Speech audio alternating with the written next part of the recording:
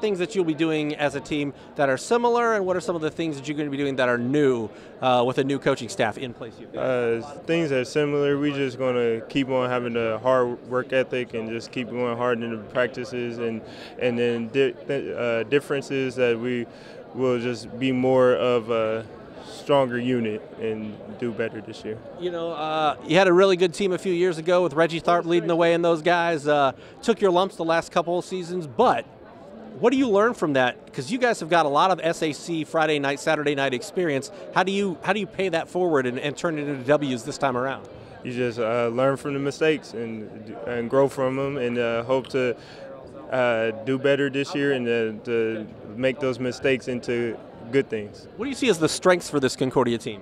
We have height. We're one of the biggest teams in the SAC, and then I think our shooting will be way better this year. When you take a look at the landscape of the SAC, you know, no Keon, Northside's undergone some changes. For the first time in a while, it feels like this conference is wide open starting the season. So how motivated are you guys knowing that, you know, if we play our game and things fall right, we could be in the discussion for a conference championship? I'm excited because I think we definitely could be at the top of SAC or even win the SAC. I'm pretty confident in my team. Final question. What is Coach going to be stressing in your eyes? What do you think he's going to be stressing November 5th when you guys finally get that first practice underway? What's really going to be the focal point as you guys get ready for the season? Just stay on task and to follow. Just go hard in the practices and look on to the postseason and to win the SAC. Saw this team kind of start to grow into its own a little bit at the end of last season. How do you carry that over, and what are some of the things I think that they learned from last year that they can apply this time around? Yeah, I mean, it's been a really young group going over the last couple years, and Coach Tomes did a good job of really cultivating that. And they really kind of hit a stride at the end of the year and got to the sectional championship. They were learning how to win, and that's a hard thing to do with a young team, and so just trying to carry that mentality over this year with a lot of those guys back this year. What's your history in coaching the game? I played at Concordia and graduated in 2004. Then I went to Indiana Wesleyan, played for Coach Tonigal at Indiana Wesleyan.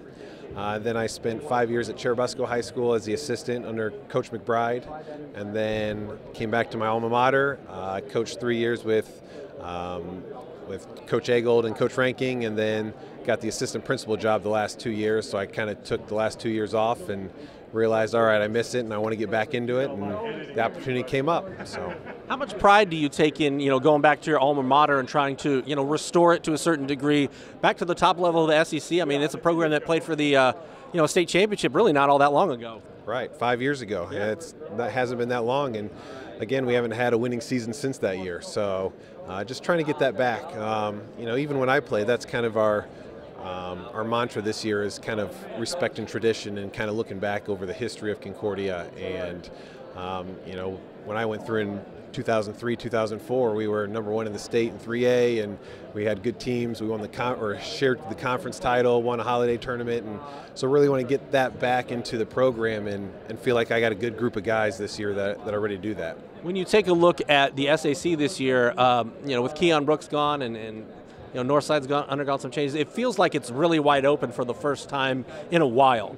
How much do you stress that to the guys and saying, hey, you know, if we do things the right way, we could be the team that hosts the conference championship at the end of the year? Yeah, I mean, really, it's up in the air for everybody. I mean, I think everybody has a shot, and that's what's great about the game, and that's what's great about Fort Wayne. The talent is really good all across the board, and everyone can be competitive, and that's what we're talking to them now is we got to get better fundamentally, defensively right now, and we'll have a shot come February.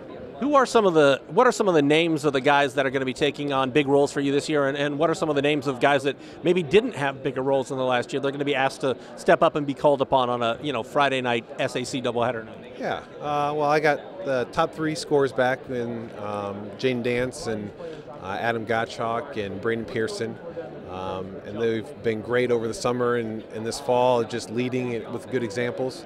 And then I got a variety of other kids back with a couple of juniors and, you know, Jaron Kindig and Jaden Parnan, Luke Newhouse, a couple seniors and Alec Barkowick and Will K. Meyer, Cade Motter, and then a sophomore in Landon Jordan that is our big guy, and you know, he got some varsity minutes last year playing behind somebody else, but now he'll be asked to be our big guy inside this year. So, can you pronounce Alec's name again for me? Alec Barkowick. Barkowick. I've mispronounced it many times. Everyone does. So. Well, hopefully we'll mispronounce it more. That means he's getting buckets. Yeah, you betcha.